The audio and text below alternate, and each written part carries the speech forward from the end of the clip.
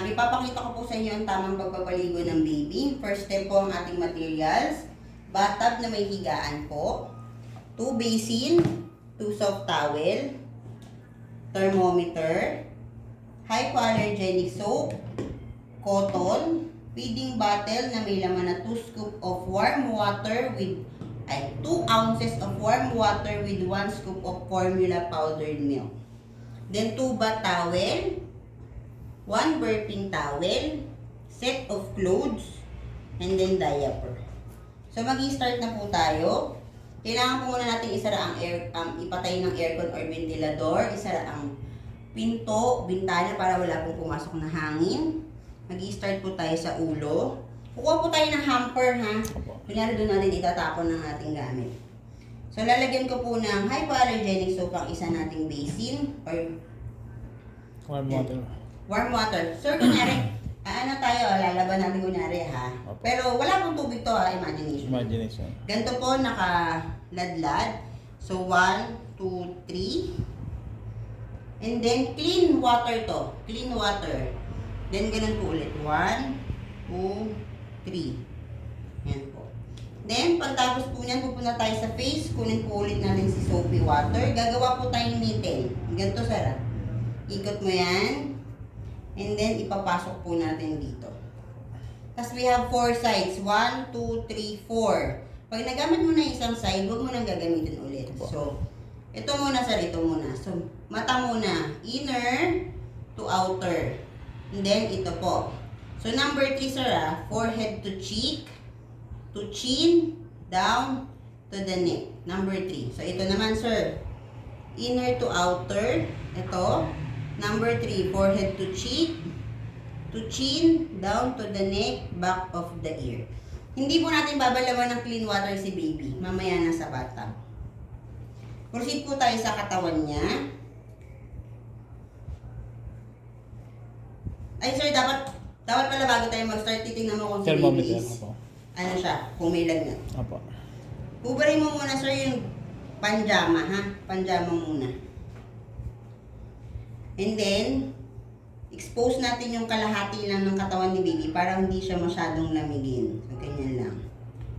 So, kunin ulit natin si soapy water, mitten. Tapos po, kamay muna sir. Kamay, pataas, pababa, katawan hanggang sa kanyang toes. So, hubaran po natin si baby. Mas madali pong paghuhubad ng damit. Lagay nyo sa likod, tapos turn nyo lang siya. Ayan, makukuha na siya agad.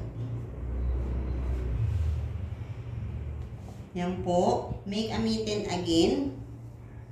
Doon po sa isang side, pataas, pababa sa kilikili, hanggang dito sa kanyang toes. Then, dito na po tayo sa ating diaper. Kunyari po si baby may pupo. Ipo-fold muna natin to, sir.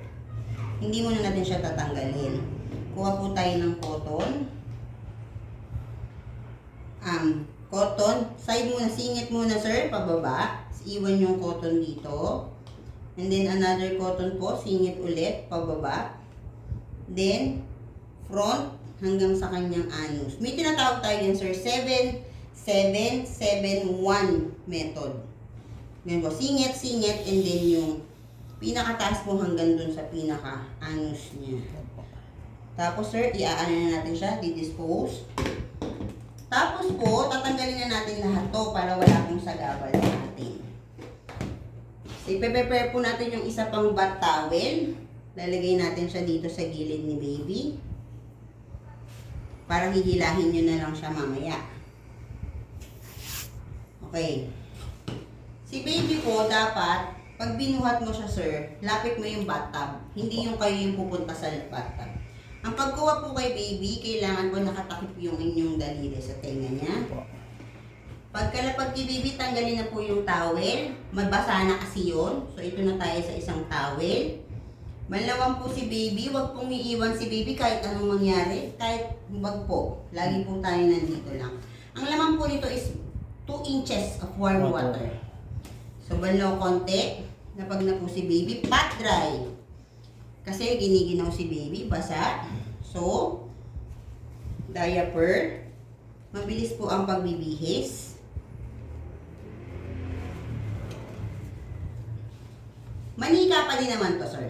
Opo. Kumaga hindi naman to iiyak. Pero dapat mabilis yung kilos natin kasi pwede tayong lapitan ni assessor na, oh, nanginginig na yan, mamamatay na yan. May mga ganun kasi silang salita. So, as much as possible, ayaw natin na nilalapitan tayo ni assessor. Yung pagbubuhol po, kahit isang buhol lang, kasi itong ginagawa mo, sir, kunyari, Mabilisan po. susunod sa'yo, para hindi na sila mahirapan na tanggalin yung damit. Opo. Tapos kailangan, sir, nakatuck-in yung damit sa panjama.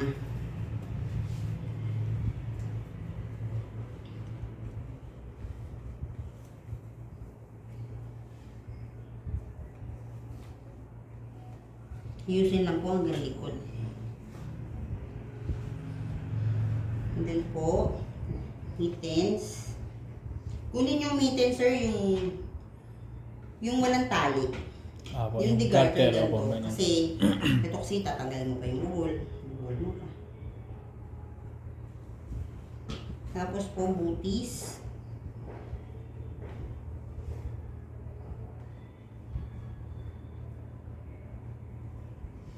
Tapos bonnet.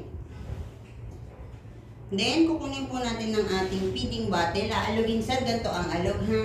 Hindi po ganito, ha? Hindi tatanggalin ng takip. 2 ounces. Kunin po natin si burping towel. Kunin po si baby. Ganyan. Palidain natin, sir. Ganyan lang. 1. Burp. 1, 2, 3. Dede. 1, 2, 3. Lapag na po si baby. Itabi po ang gamit. And then, balutin po si baby and patutulogin na siya. Iyon po ang ating infant bathing. Okay, sir? Papuso.